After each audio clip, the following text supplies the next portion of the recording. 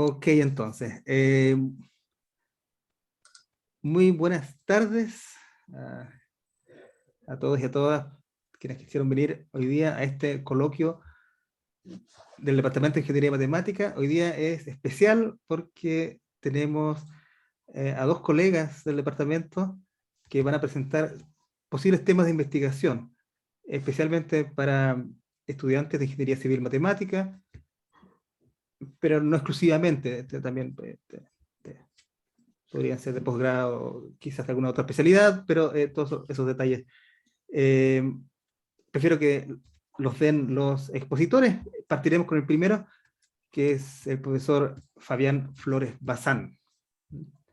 Entonces, Fabián, por favor, te queremos Sí, escuchar. ok, gracias Leo por la presentación. Bueno, a mí me toca hablar sobre un tema que ha sido de mi interés digamos, desde mucho tiempo, como es la teoría de optimización, pero entendiéndose como algo amplio, es decir, en el sentido amplio de la optimización que incluye también problemas de cálculo de variaciones y teoría de control, que es como mi segunda, digamos, línea de investigación, principalmente. Entonces, voy a empezar diciendo, a ver, ¿cuál es el objetivo, digamos, de mis investigaciones y en particular lo que pretendo, o lo que se ha desarrollado, digamos, en algunas memorias de tesis de pregrado en Ingeniería Civil Matemática? Y es que tal vez el principal propósito es de desarrollar nuevas técnicas o herramientas que nos permitan a mejor comprender, digamos, la fenomenología presente en problemas de optimización. Ahora, no es todos los problemas de optimización, ciertamente, sino que dependiendo del interés y muchas veces de la interpretación geométrica que uno puede alcanzar de la formulación del problema, uno va ciertamente acotando el modelo o la clase de funciones para ir profundizando en su estudio, ¿no? Entonces, y principalmente yo me he dedicado a la parte teórica, aunque no solamente teórica, en algunos casos hemos visto, digamos, posible desarrollar algoritmos, ya sea en optimización multiobjetivo, que lo voy a explicitar un poco más adelante, pero en su gran mayoría ha sido el desarrollo el desarrollo analítico, digamos, nuestro principal interés, ¿no? Y por desarrollo analítico entiende o se debe entender diferentes o dar respuesta a diferentes interrogantes, ¿no? Entre ellas el problema de existencia, ciertamente, existencia de solución, aunque no solamente existencia, sino que de establecer ciertas propiedades del conjunto de solución y eventualmente tratar de clasificar parte del conjunto de solución, es decir, cómo extraer propiedades especiales que puedan satisfacer en virtud de la naturaleza del problema que se está considerando. Por otro lado, también se pretende establecer condiciones necesarias de optimalidad que permiten descartar algunas posibles soluciones factibles que van a estar lejos de ser soluciones del problema. Y finalmente también condiciones suficientes, que puede ser de orden 0, de orden 1, son condiciones donde involucra la derivada o gradiente de la función objetivo, esencialmente, y bueno, la derivada de orden superior, que también nos permiten obtener mayor información sobre el fenómeno que está ocurriendo, digamos, o presente en el problema, ¿no? Que estas condiciones suficientes van a permitir digamos, junto con las necesarias, caracterizar cuando un punto factible es un punto, una solución óptima. Así que eso esencialmente son las principales características en las cuales nos vamos a adentrar, digamos, en tu estudio, tratando siempre de hacer un análisis y cada vez más fino en la medida que la estructura del problema lo amerite.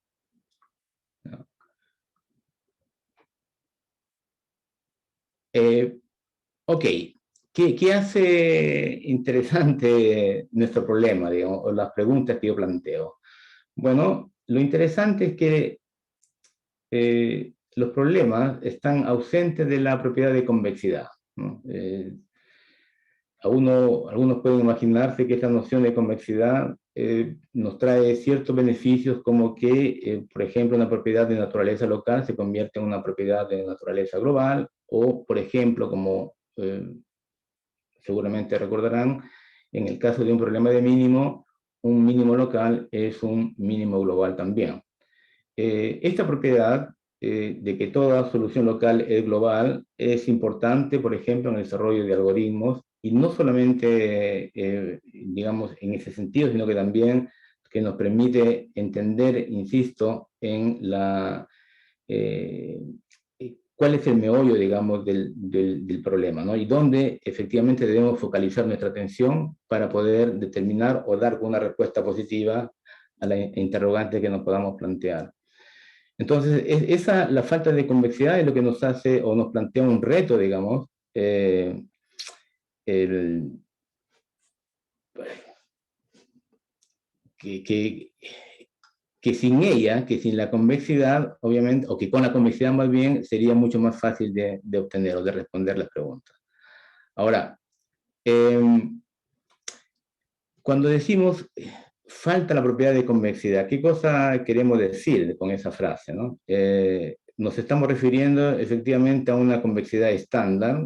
Por ejemplo, la función convexa está caracterizada muy bien por la convexidad de su epígrafo, pero muchas veces en los problemas reales que surgen de las aplicaciones, cualquiera que sea, o en cualquier disciplina, incluso en la economía, digamos, que es donde más o menos proviene esta noción, no se requiere exactamente que la función misma sea una función convexa, sino que los conjuntos de nivel tengan la propiedad de ser conjuntos convexos.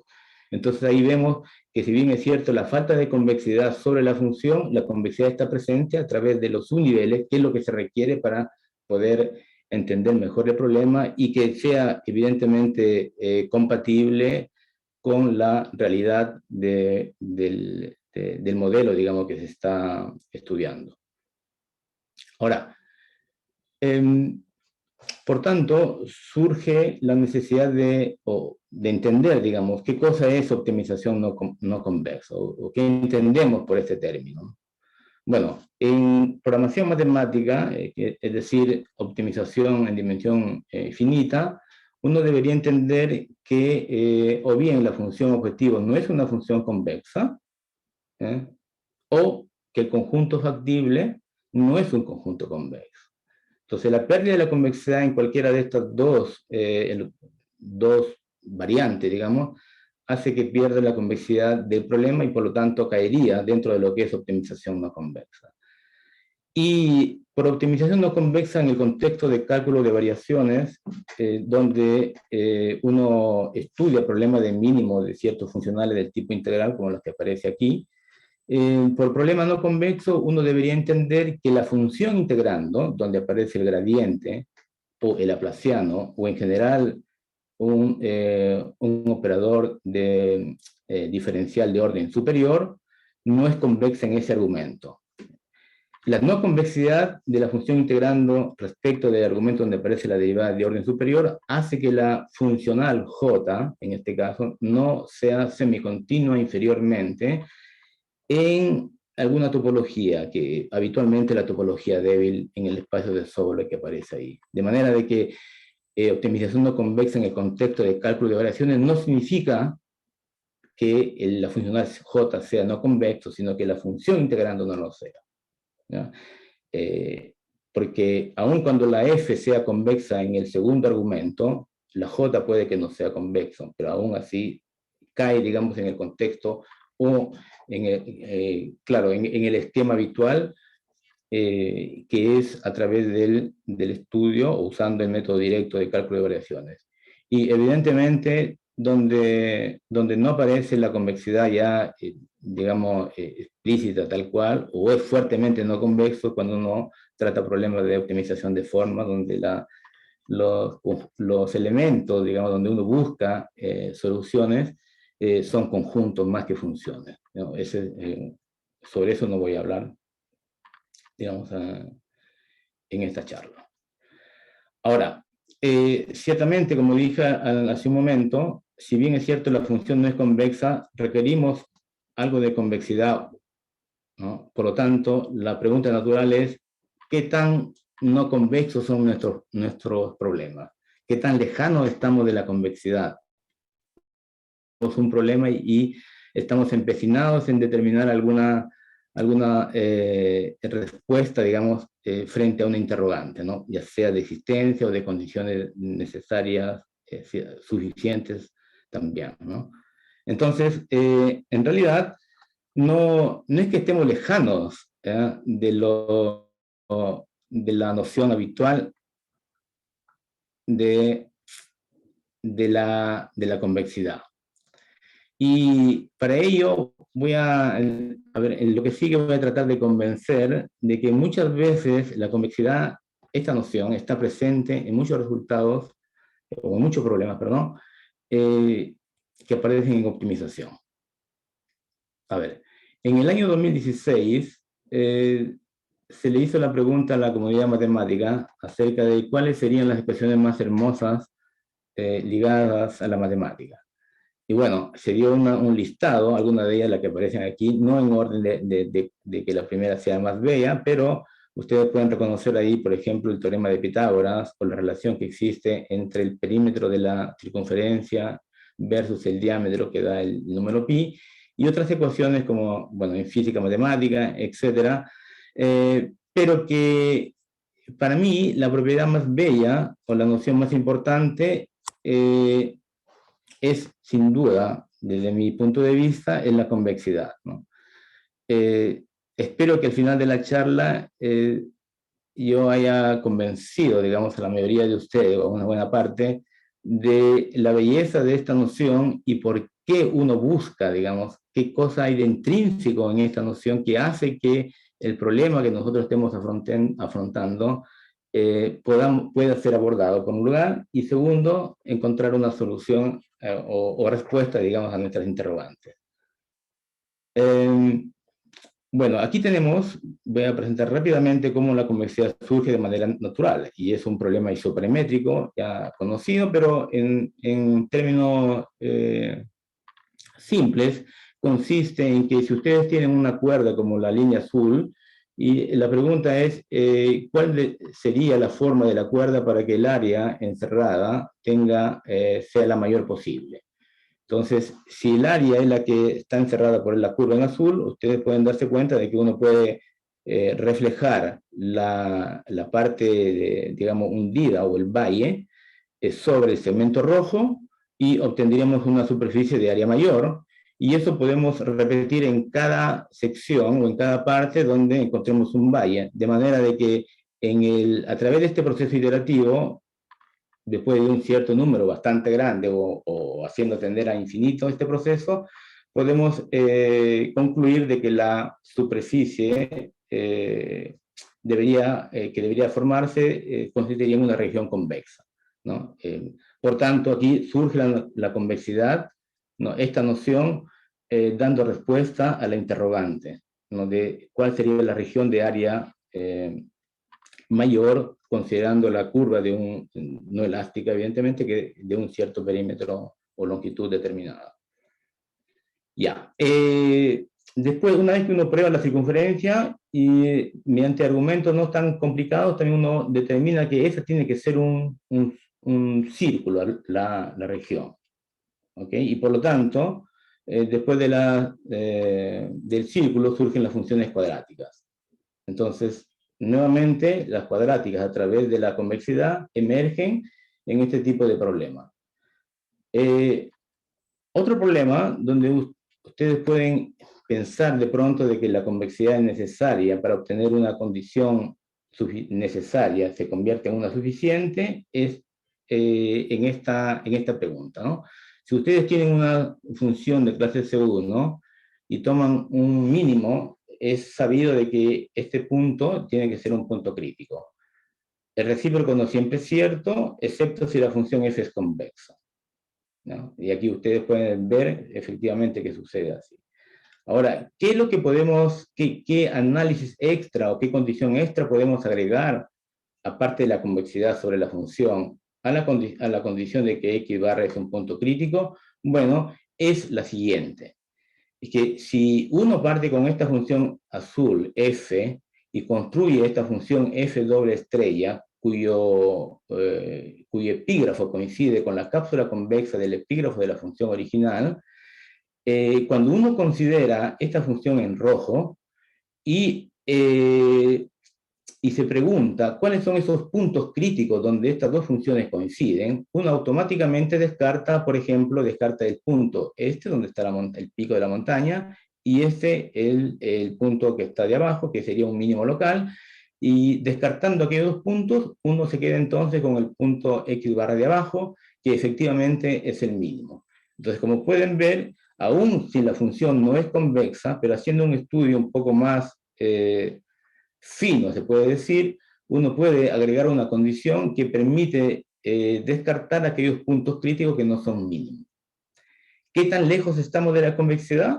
Pues necesitamos construir esta función S doble asterisco, que es una función convexa, por lo tanto uno diría que no, en realidad el problema no es tan no convexo, al considerar un problema auxiliar que sí lo es. Ok, y hay otras ecuaciones, como por ejemplo esta, ¿no? Que es una ecuación del tipo Monge-Ampère, donde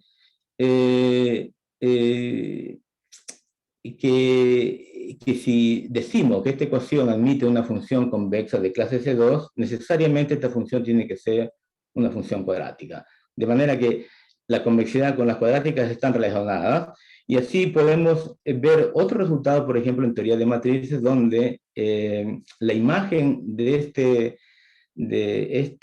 este par de funciones homogéneas, cuadráticas, es un conjunto convexo, y no solamente la imagen de todo Rende, sino que lo más grandioso es que la imagen de la esfera, de la frontera de la bola, ¿no? Pero aquí se requiere la dimensión mayor o igual a 3, también es convexo.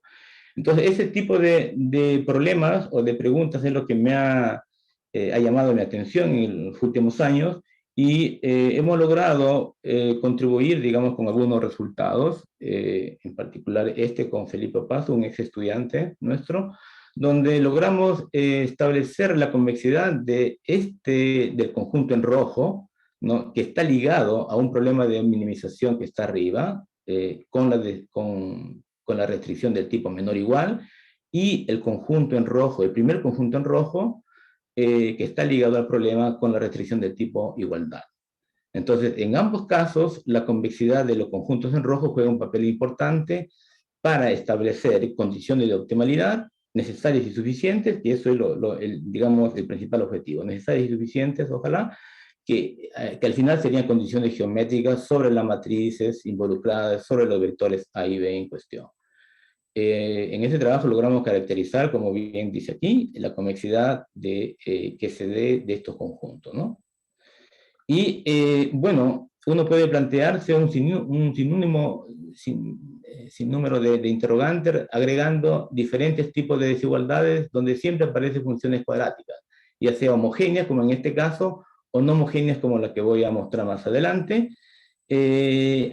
Aquí, que nuevamente complicamos el problema agregándole una restricción del tipo igualdad, y para ese problema 1 es necesario conocer la convexidad de estos conjuntos en rojo más abajo, y también en un trabajo posterior, o en un segundo trabajo con Felipe Paso, logramos determinar justamente esas condiciones geométricas para que la convexidad suceda. Y claro, esto sirve para establecer relaciones entre el problema 1 y 2. El 2 es un problema dual asociado a 1, un dual. El problema 3 es otro problema dual asociado a 1, y ambos son usados con el propósito de aproximar el valor mu, que es el valor óptimo del 1, a través de estos valores nu y mu1. Y lo ideal sería cuando esos valores coinciden, o cuando, digamos, se aproximan y qué tanto, ¿no? Y además, obviamente, de encontrar soluciones de los problemas duales 2 y 3 respectivamente. Bueno, eso donde, bueno, lo que acabo de mencionar aparece en este trabajo reciente de 2021. ¿Y dónde más aparecen estas funciones cuadráticas? Bueno, aparecen cuando, por ejemplo, si uno tiene una intercepción de cuadráticas, ¿no? Que son las circunferencias punteadas, y la intersección es la región en azul, uno se pregunta qué cuadrática inscribe a esta región, ¿no? Y uno se pregunta, además de ser un círculo, ¿cuál sería el radio menor? Entonces, problemas de este tipo llevan a formularse como problemas de minimización que involucran funciones cuadráticas y no solamente regiones que son intercepciones de cuadráticas, por lo tanto convexas, sino que también regiones no convexas como esta, y uno puede aproximar con funciones cuadráticas desde el exterior o desde el interior, ¿no? Entonces también tiene que ver mucho con este tipo de problemas. Y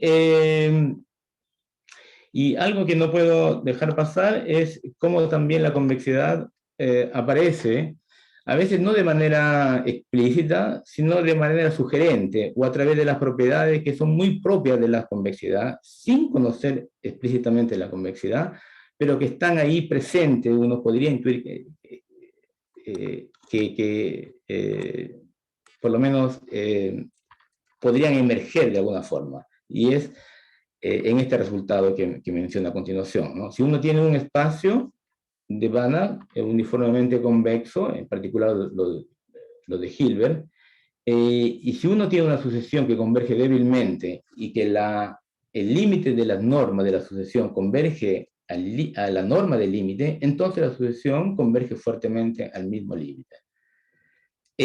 Uno puede decir, ¿y dónde está la convexidad aquí? Bueno, recordemos que los espacios de Hilbert, las bolas determinadas por la norma, ¿no?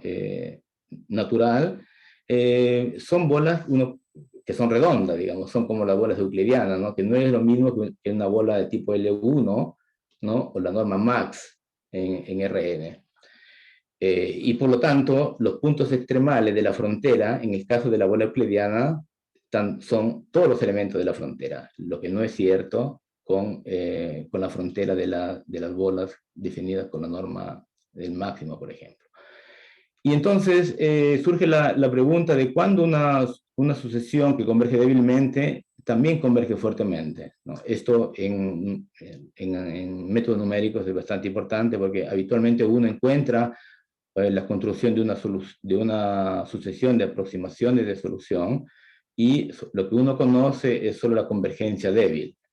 Pero eso en general, digamos, o sea, para una buena clase de problemas, pero se ha visto últimamente que si esta clase uno la reduce sin dejar de perder su aplicabilidad, uno puede obtener convergencia fuerte a partir de la débil, más algunas hipótesis ad hoc, evidentemente, pero que son bastante generales. Ya. Entonces, quedan muchas preguntas todavía en la medida que uno va siendo cada vez más compleja el problema de optimización en dimensión finita, ¿no? Que involucre funciones cuadráticas. Ahí hay trabajo por hacer, hay trabajos que están en progreso digamos, con algunos estudiantes de nuestros. Y respecto de las integrales, es decir, la relación de la convexidad o de funciones cuadráticas, pero en L1, que también he querido mencionar y que uno puede formular como la ecuación 6, ¿no? La gracia de este problema, o la complejidad, digamos, que aparece aquí, es que el conjunto factible en general no es compacto, y no es compacto para ninguna topología de L1. Recuerden que L1 no es un espacio reflexivo, por lo tanto hay una doble dificultad, ¿no? Y entonces los razonamientos aplicados en Rn no son trasladados de manera directa, sino que se requieren argumentos un poco más elaborados, propio análisis funcional, pero considerando la no reflexividad del espacio, pero uno logra conseguir responder a ciertas interrogantes, y como en el caso de este modelo, que es cuadrático, ¿no? Y respuestas parciales han sido dadas en este trabajo con un estudiante de doctorado, Y se espera, es muy ambicioso, que las técnicas desarrolladas aquí, que son propias, ustedes han visto que las integrales están definidas sobre un intervalo, puedan ser aplicados cuando uno considere funcionales del tipo simétrico, o, ¿no? Que son, las funciones integradas son realmente simétricas, digamos. Por lo tanto, omega debería ser la bola aquí. Y se espera que sean aplicados para tratar problemas de este tipo sin que se requiera la convexidad de la función h respecto del gradiente de Laplaciano. Bueno, entonces eso he dejado de lado los problemas de optimización vectorial o multiobjetivo no convexos también, y más bien he querido ilustrar algunos artículos que han surgido aquí con estudiantes dentro de las temáticas que he mencionado rápidamente, ¿no? En lo que se refiere a cuadrática y convexidad en RN, tenemos estos trabajos, lo que mencioné durante la exposición, y aquí quedan trabajos por hacer también, agregándole, repito, más restricciones del tipo igualdad, que hace más interesante todavía que la desigualdad del tipo menor igual. Lo mismo, pero para funciones que son más allá de las cuadráticas, como las positivamente homogéneas, que han sido algunos de ellos determinados en ese trabajo, como estudiante nuestro de doctorado de ingeniería matemática. Lo mismo, pero ahora con aplicaciones al problema de despacho de asignación. Y en L1, lo que ya fue mencionado, y un tema que también he estado trabajando, que tiene que ver con la cuasiconvexidad y la cuasimonotonía de operadores. Algunos trabajos recientes están aquí publicados, y que también hay tema de tesis, digamos, en esta materia. Y finalmente, lo que se refiere a problemas de optimización vectorial, que es en dimensión infinita, o problemas de programación multiobjetivo, que es en dimensión finita, ¿no? Hay un trabajo que está en proceso de redacción con una estudiante también de la carrera, y dentro de este ámbito también hay problemas de interés que surgen, digamos. Así que eso es lo que tengo que mostrar muy rápidamente. No he podido, digamos, o sea, no es que no he podido, no, he preferido más bien hacer una presentación de este tipo y no formular de manera precisa los problemas, ¿no? Los problemas a tratarse en algún tema o alguna tesis de ingeniería civil. Eso, Leo. Gracias.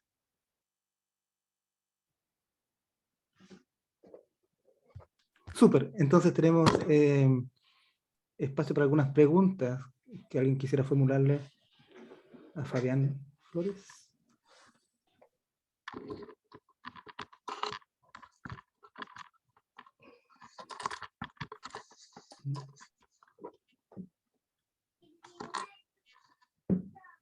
Sí.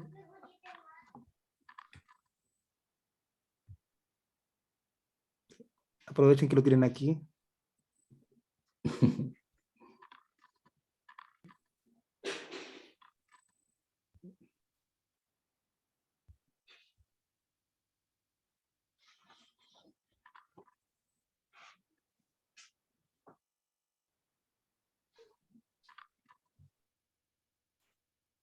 Ok, mientras se animan, quizás yo puedo preguntar algo, quizás de interés para los posibles tesistas. ¿Cómo funciona el trabajo? ¿Cómo trabajas con tus tesistas? ¿Les mandas tareas?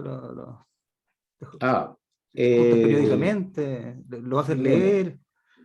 sí, bueno, en primer lugar,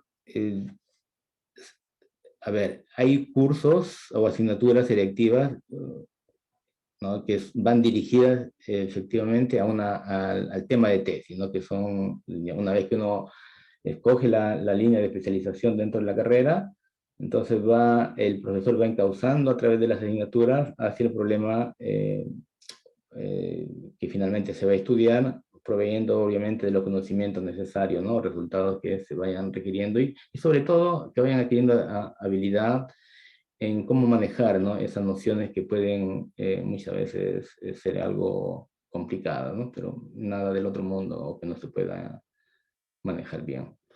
reuniones periódicas, por supuesto, con presentaciones de los avances, todo esto en conjunto conmigo, en este caso. Y cuando hay algún coquilla, como que lo que pasó en el tema de optimización vectorial, bueno, ahora esto nos ha facilitado bastante en el sentido de que la comunicación vía Zoom, pues no hace necesario, digamos, que uno tenga que viajar, por un lado, aunque siempre la reunión en persona es mucho más productiva, ciertamente.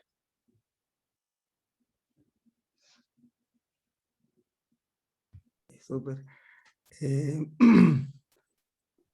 Ok, si no hay más preguntas de la audiencia. Ok, parece que no. Entonces, muchas gracias, Fabián. Ok. Y ahora pasamos a nuestro colega Mauricio Sepúlveda, también es de nuestro departamento, y va a, va a hacer una presentación, va a compartir, súper. Tengo que compartir, ¿no? Sí. Se comparte pantalla, así. Sí. Tengo que hacer ver pantalla completa, ¿sí?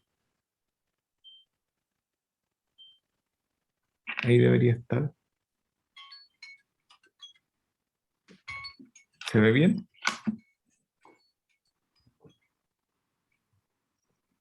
¿Se ve Sí, bien? o ¿Sí? sea, se ve, pero también se ve la Se barra ve. de herramientas superior, ¿no? Bueno, ¿Cómo se saca eso? Claro, no sé.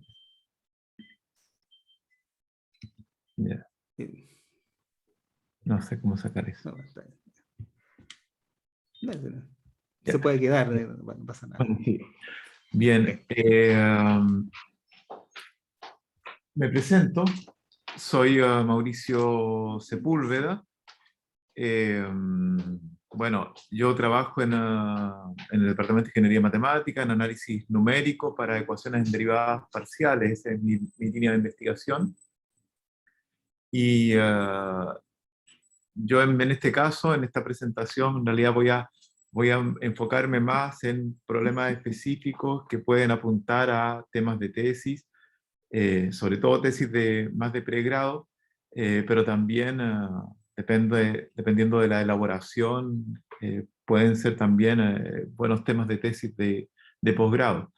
Digo esto porque me voy a enfocar en estudio de problemas inversos para ecuaciones de difusión-reacción, con aplicaciones en modelos de ingeniería o de biología, ¿de acuerdo? Son problemas específicos, y estoy dejando de lado otros temas también de interés de mis líneas de investigación o lo que he hecho, por ejemplo, con respecto a ecuaciones dispersivas, que son la ecuación típicamente de Schrödinger o la corte de Brice, que también son temas de interés en que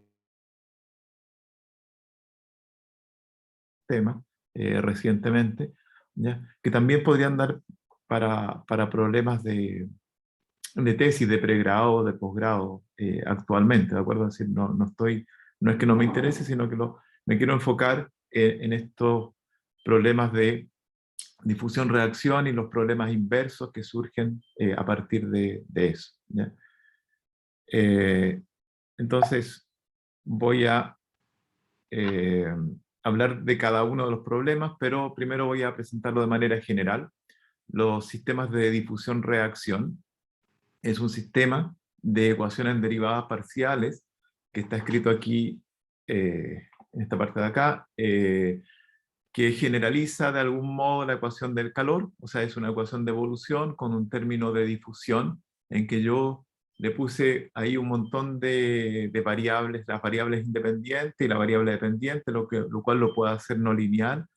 Entonces es una ecuación en derivadas parciales cuasi lineal, que generaliza la ecuación del calor, pero que tiene comportamientos bastante distintos de la ecuación del calor. Entonces ahí hay un dibujito que saqué de un artículo antiguo con algunos colaboradores, principalmente Verónica Naya, Mostafa Bendaman, y un profesor de Francia, Michel Longley, que ya está retirado, en que se ven esas formas divertidas así Perdón, Mauricio. ¿sí? Perdón, nosotros todavía estamos viendo tu título. Sí. Tú estás Mi hablando de título. de un dibujo. Sí, Estamos viendo solamente la pantalla de título. qué curioso. A ver, ese es el título. Sí. Avance una página. No, solamente se ve el título. Uso de la pantalla compartida. ¿Qué estoy haciendo? Eh, Tiene que sacar la pantalla completa. tengo que sacar la pantalla completa. A ver, compartir. Y ahora no puedo sacar esto.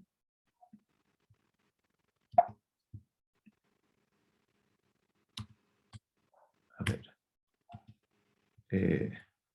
Sacar la pantalla completa. Ahí saqué la pantalla completa. Ahora vemos una figura. Sí. Ya. Estoy presentando esto, pero... Ok, súper. ¿Dónde? ¿Qué, perdón? ¿Aquí? Ajustar pantalla completa.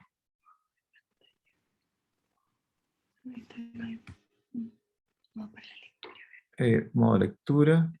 A ver. ¿Se verá ahí? No. ¿Se ve o no? ¿Se ve? Sí, se ve la página 2. Ya. Entonces, les estaba hablando de la ecuación, la ecuación de difusión-reacción, que aparece ahí. Entonces, es una generalización de la ecuación del calor, y esa figurita que aparece ahí, ese mono que es una formación de patrones esencialmente, porque el término difusivo y el término reactivo empiezan a competir entre ellos. Ese es un fenómeno que descubrió el matemático Alan Turing, que es el padre de las computadoras, pero hizo otras cosas de matemática. En particular se interesó en las ecuaciones de difusión-reacción y estudió fenómenos de morfogenesis que aparecen, por ejemplo, en estos sistemas de difusión-reacción. Pero es para decir simplemente que la difusión-reacción puede obtener fenómenos que son muy distintos de la ecuación del calor. Bien, estos modelos planteados de manera general tienen aplicaciones en reacciones químicas, o sea, en problemas de ingeniería. O sea, se piensa inmediatamente en reacciones químicas porque uno imagina un compuesto. En términos R, son interacciones entre los distintos compuestos de una mezcla eh, química, y son reacciones químicas entre ellas. Más términos de difusivos es que eso se difunde en un medio, como puede ser en un fluido, en el agua, en el aire, y uno puede pensar inmediatamente en contaminantes, ¿ya? Y también se puede pensar en modelos de biología, por ejemplo, poblaciones. Poblaciones pueden ser de seres humanos que se propagan en una superficie de la Tierra, o de bacterias, o cualquier modelo biológico, por ejemplo, la propagación de un cáncer, etc. O modelos de combustión debido a las no linealidades que aparecen ahí. Es decir, tiene bueno, modelos de fluido también. En realidad hay hartas aplicaciones con respecto a eso. Y cuando uno estudia un sistema de ecuaciones en derivadas parciales, una ecuación en derivadas parciales, se interesa, aquí puse como título métodos directos, se interesa principalmente a resolver el problema. Es decir, lo primero que uno piensa es en resolver, encontrar la solución de la ecuación en derivadas parciales, que muchas veces no se obtiene. O sea, no hay una solución explícita, o es muy difícil de calcular, y hay análisis teóricos que tienen que ver con la existencia y unicidad de la solución, tipos de soluciones, soluciones débiles, soluciones fuertes, y en qué espacios de Sobolev hay, y métodos numéricos asociados a eso, y análisis numérico, que puede ser usar diferencias finitas o volúmenes finitos, elementos finitos, para aproximar la solución de ese sistema de ecuaciones, y estudiar el análisis de estabilidad, convergencia del método, estimaciones de errores, etc. Eso es más o menos lo estándar. Ahora, un problema inverso consiste en por lo general, en la práctica, o muchas veces en la práctica, uno sabe, o sea, lo que está buscando es la solución de esa ecuación, pero uno sabe el comportamiento de la solución, o sea, uno conoce valores de la solución y uno se interesa más bien, hay cosas que son desconocidas en la ecuación, que son ciertos parámetros que pueden estar actuando sobre el término difusivo o los términos reactivos, ¿ya? Entonces hay más desconocimiento en el valor de esos parámetros que la solución misma de la ecuación, ¿ya? Porque la solución uno la puede medir, una concentración uno la puede medir, no en todas partes, no en toda la región, pero en una parte localizada, por ejemplo, en un tiempo determinado, o al final de un tiempo, en un proceso, uno llega al final del proceso en un tiempo determinado y se puede observar o medir la solución en ese tiempo, o en una región del espacio, ¿ya? Entonces, uno tiene una observación, uno tiene una solución de la ecuación en derivadas parciales que se puede determinar de manera teórica o de manera mediante un método numérico aproximado, y la idea es contrastar esas dos soluciones, la solución medida experimentalmente, que aparece aquí como U observado, y hacer, o sea, jugar con los parámetros de manera que la solución que uno obtiene de la ecuación se aproxime lo más posible de esa solución observada.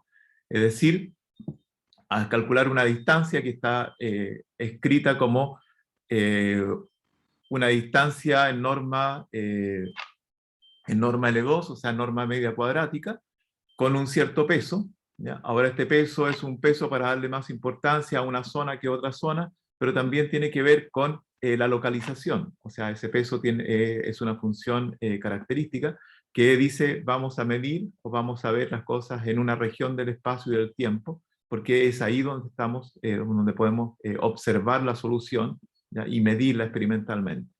Entonces uno busca minimizar con respecto de los parámetros de interés este funcional, donde U es solución de la ecuación en derivadas parciales que depende de estos parámetros, ¿ya? Ahora agregué un término R acá que no tiene que ver con el término de reacción, sino que este término R es para convexificar la función. La idea es muchas veces esta función no es convexa, y para encontrar una solución uno convexifica la solución de manera razonable, agregando, por ejemplo, la norma a los parámetros o cosas por el estilo, ¿de acuerdo? A veces puede parecer artificial, pero otras veces tiene una razón física o práctica para agregar estos términos que están aquí, que ayudan a convexificar la solución y a obtener una única solución. Entonces, para ello, uno puede utilizar un método de gradiente, o sea, uno está minimizando una función que en principio debería ser convexa o localmente convexa, ya si uno está cerca de la solución, esa es la idea, sujeto a ciertas restricciones. ¿Y cuáles son las restricciones? Son que quiero que mi solución sea solución de la ecuación en derivadas parciales, ¿ya? Esa es la restricción. Entonces es un problema de minimización un poco, bueno, escrito de manera en un espacio de Sobolev, que es un espacio vectorial de dimensión infinita, o sea, es un problema de minimización donde la restricción es una ecuación en derivadas parciales, y lo que uno utiliza es un método de gradiente. Para aplicar el método de gradiente, tenemos que calcular el gradiente, y para calcular el gradiente, eso puede pasar por el cálculo de un lagrangiano, o sea, calculamos el lagrangiano asociado a el problema de minimización con restricciones, y calculamos los puntos críticos del lagrangiano obteniendo un problema adjunto, que es un problema que yo lo escribí de manera abstracta, un poquito así, que involucra de alguna manera las derivadas de los términos de difusión, pero uno tiene que adjuntar este operador, ya que por lo general si es un operador diferencial de tipo difusión, uno toma la transpuesta a la matriz asociada que va ahí, y deriva el término fuente, que depende, que es no lineal, y también lo adjunta, ¿de acuerdo? Es decir, sin especificar lo que significa esto, uno obtiene un problema muy parecido al problema directo, pero que es lineal, que no es fácil necesariamente resolver porque depende de las incógnitas anteriores, y que por lo general está puesto al revés, o sea que está puesto en tiempo en tiempo en reversa, o sea, uno tiene soluciones finales y se resuelve de adelante hacia atrás en tiempo, ¿ya? Un problema backward, que se dice. Entonces, resolviendo este problema y resolviendo el problema directo, uno puede calcular, se puede demostrar mediante, o sea, formalmente, un cálculo para calcular el gradiente de esto y aplicar un método de gradiente para minimizar el problema. Ese es el enfoque de este método, llamado método del problema adjunto. ¿Ya? Pero aquí aparecen un montón de problemas teóricos de interés, que uno es... primero que nada, uno se interesa en la existencia y unicidad del óptimo. ¿Ya? Uno puede, dado un problema en particular, interesarse en este problema tiene solución, y si tiene solución es única o no. Recuerden que es un problema abstracto, ¿de acuerdo? Donde uno está minimizando en un espacio de dimensión infinita. ¿Ya? O sea, pasa por un espacio de dimensión infinita, puesto que las restricciones viven ahí. Uno se puede interesar en la continuidad y diferenciabilidad de la función costo, ¿ya? Puesto que el cálculo del gradiente lo estamos obteniendo de manera formal, pero también es interesante probar que esta función costo es diferenciable para poder aplicar el método del gradiente en algún sentido, ¿de acuerdo? Porque no necesariamente la diferenciabilidad clásica, sobre todo si las ecuaciones en cuestión tienen discontinuidades o cosas por el estilo, y buscar métodos numéricos. ¿Ya? Y esta parte es interesante, buscar métodos numéricos para el problema directo, pero también para el problema adjunto, y demostrar estabilidad, convergencia y estimación de errores para cada uno de ellos. ¿Ya? Ahora, aquí esto es interesante, les digo, porque hay una pregunta clave aquí, que uno uno hace esto, o sea, uno minimiza el problema, calcula el gradiente y calcula el problema adjunto, y después se discretiza, o se hacen las cosas al revés. O sea, uno tiene un problema directo, discretiza primero, calcula una función costo discretizada, calcula un gradiente discretizado en función de un lagrangiano discretizado, y uno obtiene no un problema adjunto, sino que un esquema adjunto asociado al esquema numérico del problema directo. Y después, una vez que uno obtiene eso, a ese esquema adjunto, uno le puede decir que es el esquema que aproxima el problema adjunto que está escrito acá, de alguna manera, y estudiar eso, estudiar la convergencia en ese sentido. ¿Ya? Que esto último que les estoy diciendo en realidad es lo que se hace en la práctica, porque uno tiene un problema discretizado y uno está calculando el gradiente exacto de ese problema discretizado. ¿Ya? Y el hacerlo al revés, se generan problemas de estabilidad. Estimaciones de errores, ¿ya? Respecto de los parámetros que uno quiere minimizar, los kappa, y respecto del refinamiento. ¿Ya? Entonces, es todo esto lo que se puede hacer de un punto de vista teórico y también de un punto de vista práctico, que una vez que uno ha demostrado estabilidad, existencia de unicidad, convergencia, estimaciones de errores, llevarlo a la práctica y calcular gradientes, minimizar este problema y resolver el problema inverso como corresponde. ¿Ya? Esa es la idea. Ahora, esto se puede aplicar a muchas cosas, ¿ya? Y ciertos temas de aplicación que yo he estado viendo y que tengo en mente. ¿De acuerdo? En primer lugar, quiero mencionar esto. Hay aquí en la región, en Concepción, hay varias industrias con serios problemas de contaminación.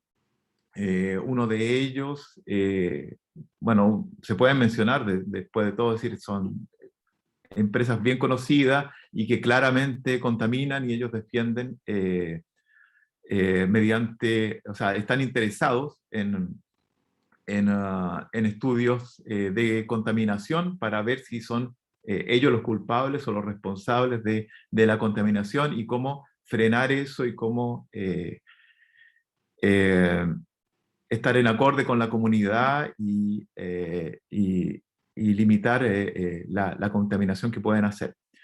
Aquí hay un problema de la empresa Camanchaca, que tienen de contaminantes odorantes en la zona, es decir, ellos tratan de que su contaminación no sea tóxica, no sea tóxica para la comunidad, pero sí regulando eso, igual hay un problema de contaminación odorante, ¿ya?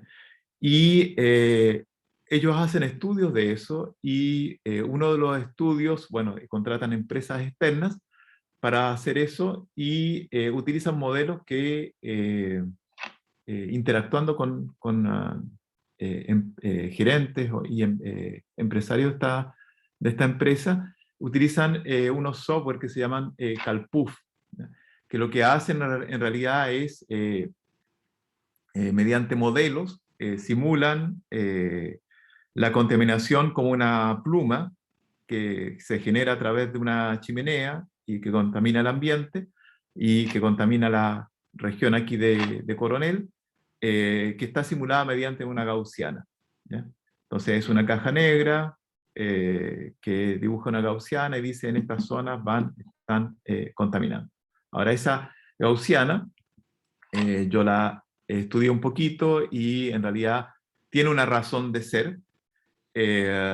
Hay varios trabajos ahí, pero que serán difíciles de encontrar, pero hay un trabajo en que muestra que en realidad esa gaussiana es solución de una ecuación de difusión-advección que aparece acá, donde hay coeficientes de difusión y coeficientes de velocidad de la concentración de contaminante en el medio ambiente, ¿ya? U es la velocidad del viento, que está dirigido en una cierta dirección, y el contaminante es la contaminación de estas cantidades que producen malos olores.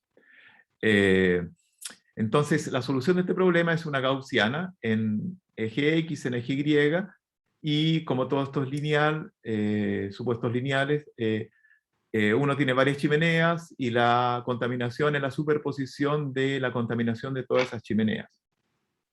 Además, uno considera condiciones de borde que son libres hacia arriba y hacia los lados y hacia adelante, y hacia abajo está el suelo, y el suelo tiene un término de reflexión, es decir, la contaminación cuando llega al suelo rebota, ¿ya? Y es como que fuera un espejo. Hay una condición de borde de tipo reflexión sobre el borde que está simulada como flujo igual a cero.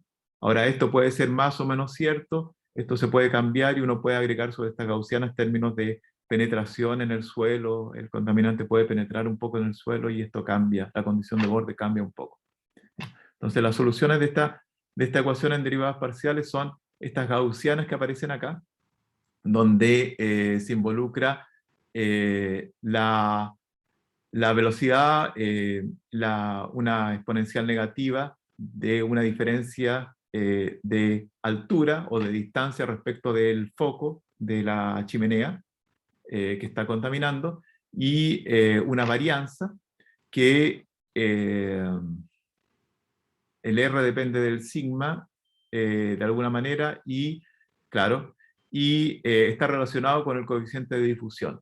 O sea, el coeficiente de difusión depende de la varianza de la solución de esta gaussiana que está acá.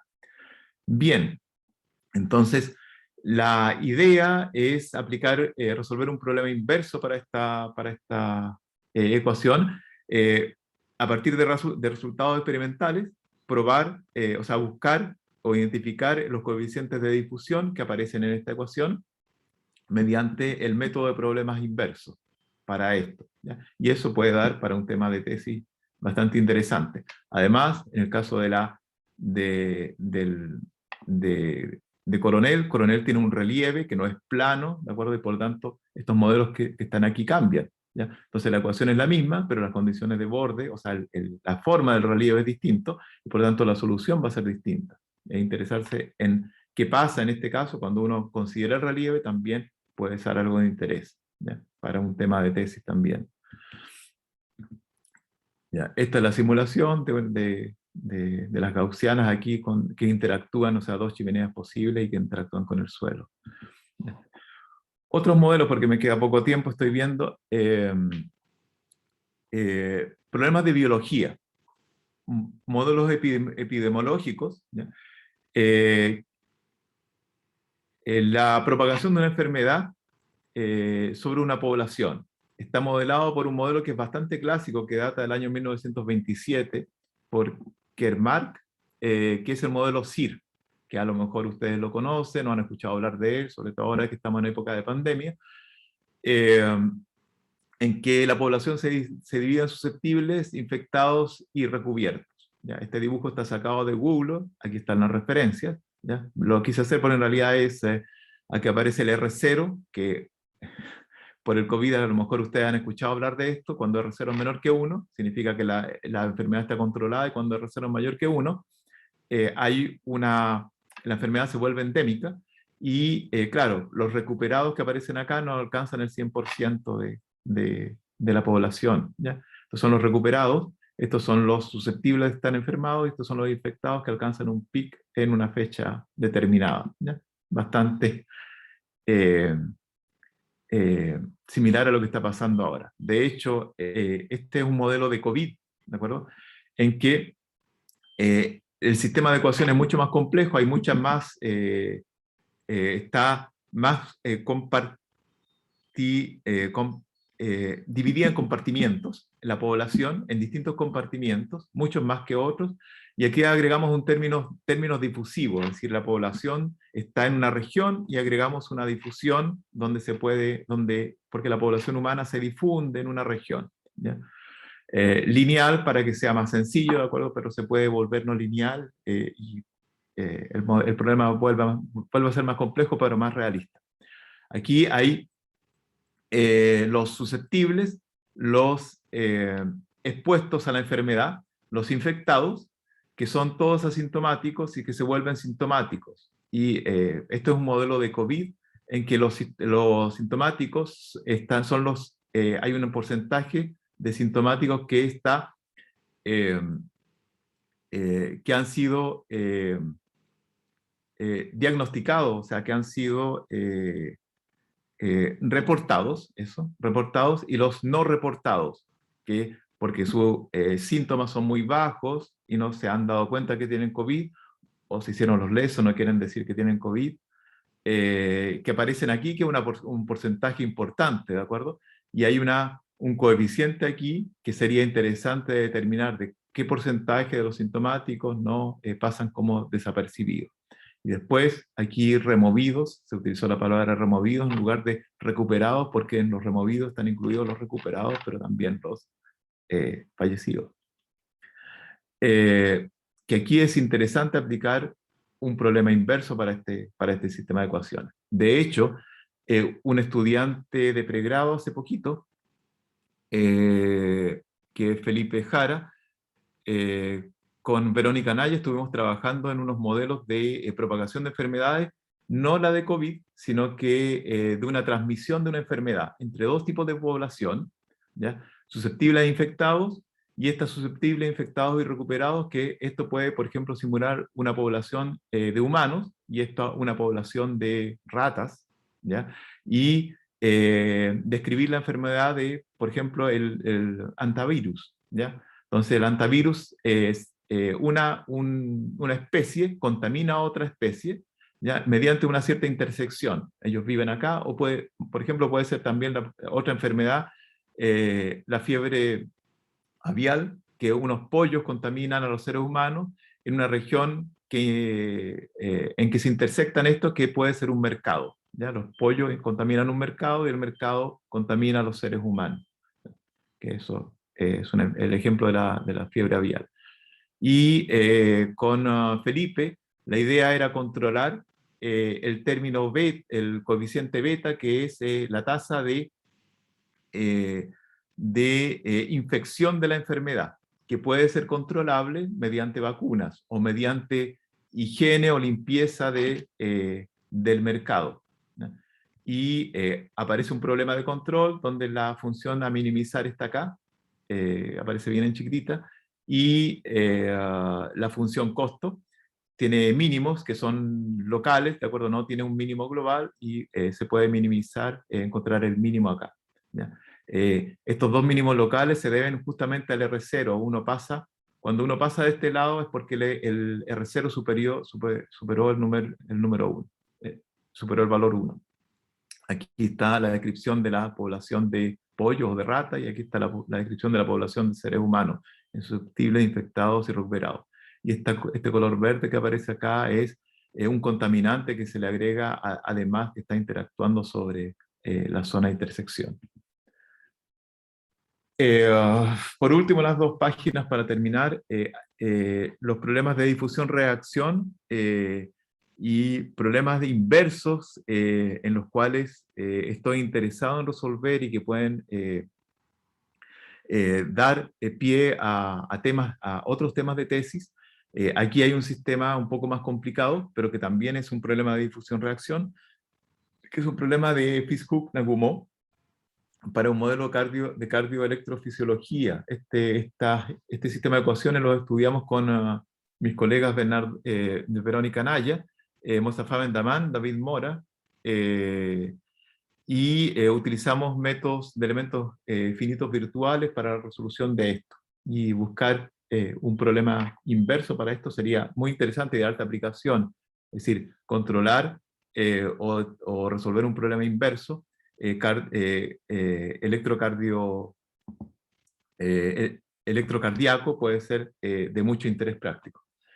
Y por último, modelos de quimiotaxis, que también son problemas de biología, que también son sistemas de difusión-reacción muy no lineales en la difusión, que este es un problema que estudiamos con un estudiante del profesor Raymond Burger en un trabajo colaborativo con él, que es Rafael Ordóñez, Raymond Burger, Luis Miguel Villada y yo. Resolvimos este problema mediante volúmenes finitos, y sería interesante aplicar un problema inverso para este tipo de sistemas de ecuaciones. Y con esto termino. Me pasé un poquito en el tiempo, pero eso era lo que quería presentar. Súper. Muchas gracias, Mauricio. ¿Hay alguna pregunta por parte de la audiencia? Ujú. Profe, yo quería hacer una pregunta. Gracias por la presentación, profe. Una consulta como para adentrarse en estos temas, como ¿qué lectivo sería recomendable tomar? Eh, Actualmente no estoy haciendo ningún electivo, pero claro, tendría que hacer un electivo especial para este tema, de problemas inversos, que tendría que ser para el próximo semestre a lo mejor. Pero si alguien está interesado en nuestros temas, más bien el trabajo no sería a través de un electivo, tendría que ser en que empezáramos a interactuar con la persona interesada hasta que tenga las habilidades y pueda abordar el problema. En todo caso, no debería ser algo complejo, es decir, con cursos de análisis numérico 3, el curso de volúmenes finitos que yo he hecho como electivos en semestres anteriores, el curso de ecuaciones en derivadas parciales, ecuaciones en derivadas parciales y aplicaciones 1, basta para poder abordar esto. Pero como digo, no tienen si falta conocimiento, ese conocimiento se puede suplir con una seguidilla de reuniones con el estudiante interesado hasta llegar a converger al problema de interés. Muchas gracias, profe. Ujú.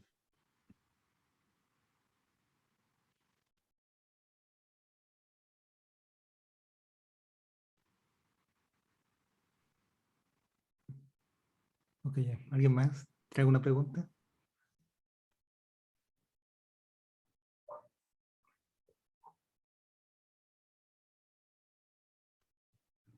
Bueno, aquí Franco Carramiñana en el chat dice, me parece interesante la aplicación en modelos de electrocardiofisiología, Ujú. ya que estudio para ser profesor de biología.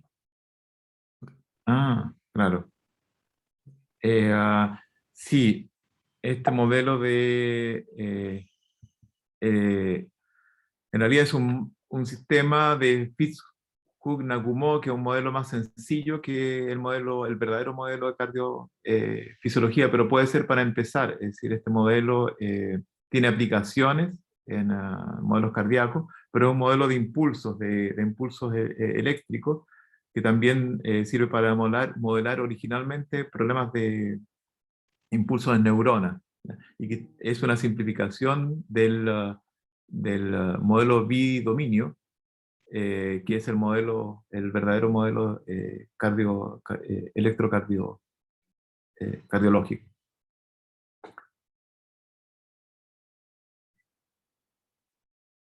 Entonces, bueno, este tipo de colaboraciones son, mm, sobre todo con Mustafa Bendaman, hemos hecho este tipo de cosas. Mm.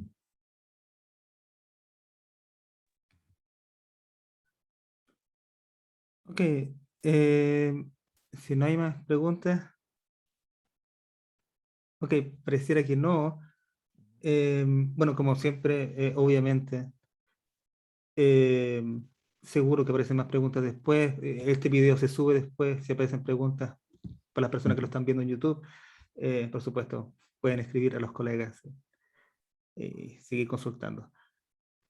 Pero por el momento, entonces, muchas gracias, Mauricio, a ti también por tu presentación. Sí, Y nos despedimos por hoy. Muchas gracias a todos los y las asistentes. mira, Entonces, esto sería por hoy. Que estén muy bien. ya, muchas gracias. Chao. Chao, chao.